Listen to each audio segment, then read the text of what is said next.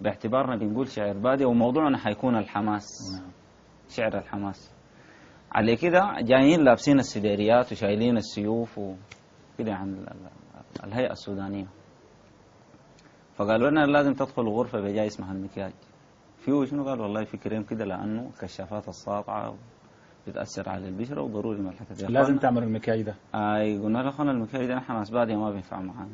قالوا لا ضروري. المهم في النهاية دخلونا في خيارين، يا إما نرجع يا إما ندخل المكياج. تتمكيجوا. فالجماعة في النهاية غايتوا فكتبنا مجادعات أنا ومعايا الشاعر عثمان صديق مامان وعبد الله المرضي مصطفى لهم التحية ود الشفيع.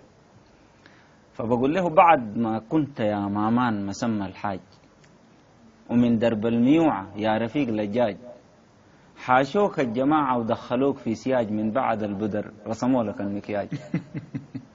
قال لي حاشونا الجماعة وما لقينا ملاج وقالوا وقاية من ساطع الإنارة علاج ناسين زعجوا غاية وحسوا بالإحراج حكم بتبكوا نقبلوا لا عفو ولا أفراج.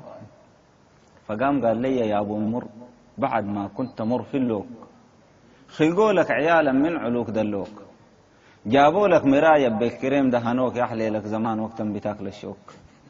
أنا قلت له أنت معاي قدر فرفرت ما خلوك وأنا تقدمت شوف شيلب كريك في خوك ساحة الزر ريت كان ناس حمد شافوك استسلمنا كلنا الجبار مفكوك. قال لي امبارح حصلت حكاية انشينا ليه البدرة والمكياج مشينا بكرعينا تقول خدرونا أصلنا ما لاوينا ربك ستر من قلم الحواجب لنا. فقلت له عندنا هيبة وقتين في الريسبشن جينا شايلين السيوف بالقوم زينا زينة بمسح الكريم قتلوا الحماس فينا وين بقى هذا حالنا بيربح الراجينا. فقام قال لي بعد الشيب هجم شال الشباب وخطف له سووا لك فعل قلبك قبيل شنف له ما دام الكريم جسمك خلاص لطف له يا جبر الله خايف بكرة تتقريف له زي الشاي. تكون اتقريفت بس. أخونا ود المرضي كانت مشاركته مربوحتين. قال لي بعد ما كنا ناس كربة وخلوا محاريب دخلنا المكيجة وسوونا صبغة شيب في جضومن الكريم ظاهر بدل حمريب فيه مسكنا يا جبر الله درب العيب وقت جينا في ساحة الكريم ومحاصه أبينا الجيهة ود الهادي لولا حراسه.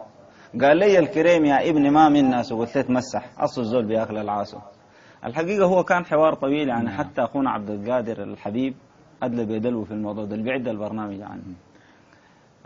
بيقول عبد القادر قال له يا مامان أخوي ما تكتر الجقليب والمكتوبة ليك من الكريم بالصيب الفير انجلط والبدرة ملت الشيب والصقر انوقع كتر البتابة عيب.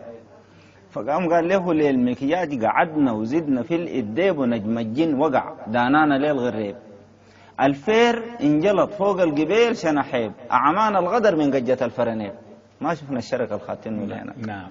ده كان النكتة برضو كتبتوا فيها. والله يا أخي يعني بتجينا مواضيع كده الواحد بيجيبها في قالب بتاع ضحك مثلا زي قصة اللي بيقولوا إنه في كلاب متوحشة مرة يقولوا ذئاب. يعني عالجتوا الموضوع ده؟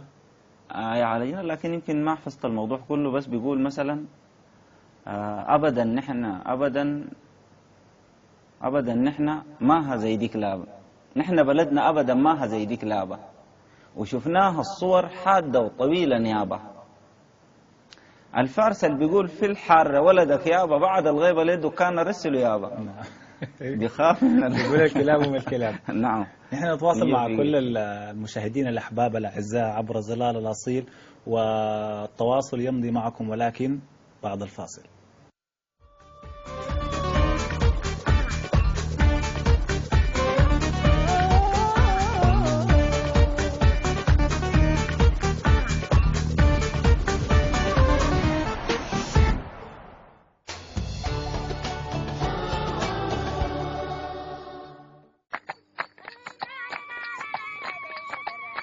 ما مكون الثقافة السودانية وكيف يمكن أن نقارب بين دلالات المفهوم فيها؟ وما هي أوجه التميز والخصوصية في مخرجاتها؟ وكيف يمكن أن يكون التعدد في المكونات مصدرا للقوة؟ مكونات الثقافة السودانية في برنامج مقاربات يأتيكم اليوم 8 مساء بتوقيت مكة المكرمة.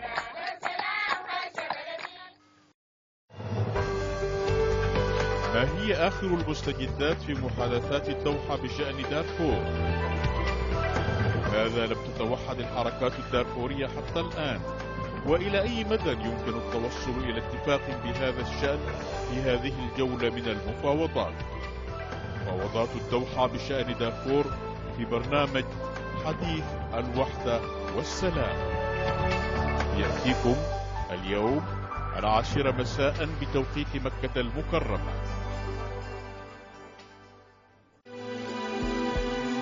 ونؤكد التزامنا بقيام الانتخابات في موعدها مع التزامنا بشفافيتها ونزاهتها والإشهاد عليها.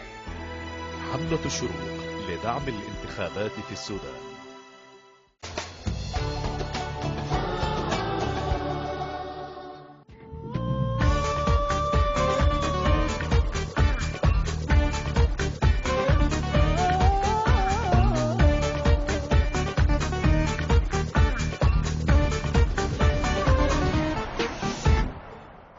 تحية حب